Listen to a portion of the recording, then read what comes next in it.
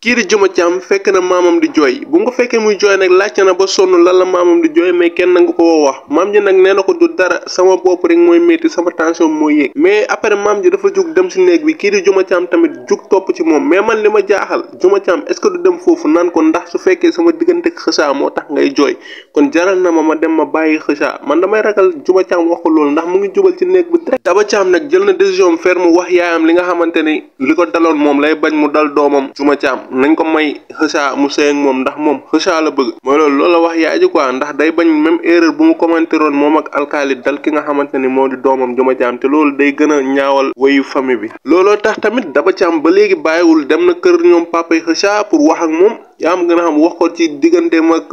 maanaam baalu ko àq ci lu xewoon kër ga keroog ak wax ko ni bu fekkee bëgg na Kheucha jot ci Juma Thiam day dem ci papam alkaali maanaam alkaali mooy papa yi ki nga xamante ne moo di Juma Thiam na dem foofu man nag comprendre naa ko parce que day bañ moom li ko dal doomam te loolu noonu c'est pas normal dal yaay dal doom ci benn famille loolu day métti xaw ma nag ndax Njaga Thiam dina nangu loolu am du ko nangu dina leer nogay nag ñëw na kër ñoom Njaga Thiam seet si waa kër gi mais bu mu fa ñëwee maire bi la fa dajal mais maire bi dafa dem ba ci kanam mel ni kuy miir commencé jaawale nogay ak ki nga xamante ne moo di Juma Thiam mais man damay ragal Juma Thiam mi ak nogay est-ce que nekkuñu ay cheikh ci théâtre bi ndax damay ragal fekk temps booy ba ñuy doog a juddu fekk daa am ku tasaare liir yi comme te nekkul ay doom yu jub ñu tasaare leen kii ñu jël ko maye ko wala ñu sànni ko keneen ko ñu jël ko yóbbu man loolu laay ragal parce que maire bi benn instant bu mu commencé miir dafa am ay jooyi liir ci suuf ngeen wax ma seen avis ci commentaire ndax man sama xel ñaaw na ci loolu ah. Njaga Thiam nag bi ko Kumba Thiam waxee ni ki nga xamante ne moo di Fatim Tall d'accordul ci mariage bi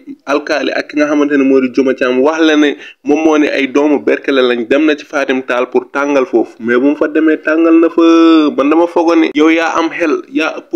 maxu xel mais dafa dem ba benn instance affaire bi daf ko métti daal ne ko bàyyi naa la àdduna ak alaxira Fatim Tall nekk foofu di jooy affaire yooyu noonu dem na saa après ba Njaga Thiam demee kii nga xamante ne moo di maxu wàcc na ne sama nijaay lu mu wax yëpp dugg na sama nopp bi yow tey ji boo doon góor da ngay xaru affaire nekk foofu di ko wax Fatim Tall nag di jéem a naan du dëgg mu ne ko hey wax ji yëg naa ko bu yàgg lu gën a métti mooy jàpp la ba pare ngay continuer di fenn di nax sa bopp maanaam wax ji alkaali junior wax na ma ko bu yàgg mu expliqué ko lépp nag mu ne ko nag lenn laa la xamal sama nijaay nag bu yeboo nga dem nga baalu ko xam nga nag ni nga war a def mooy loolu Fatim Tall nag dafa ëppal sow nag alkaali convoqué na ko pour laaj ko fu mu toll ci li mu ko waxoon maanaam wàllum woo famille pour ñu may ko ki nga xamante ne moo di Amina mais Sow dafa mel ni moom parewul de mais ba léegi da leen di fen naan leen sama nijaay bi daa am fu mu dem ñëwagul semaine prochaine dina ñëw affaire yooyu mais man gëwuma ne Sow bëgg na Amina waaw man gëwuma loolu de non Njaga Thiam nag am na lu ko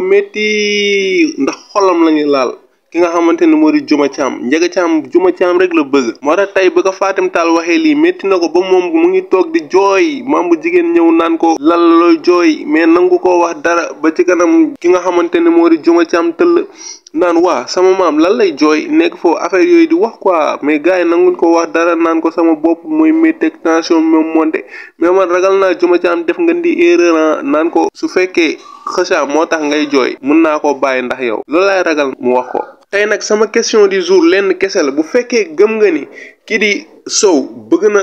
Amina nga def oui su fekkee gëmoo ni Sow bëggul Amina nga def non merci bu leen fàtte abonné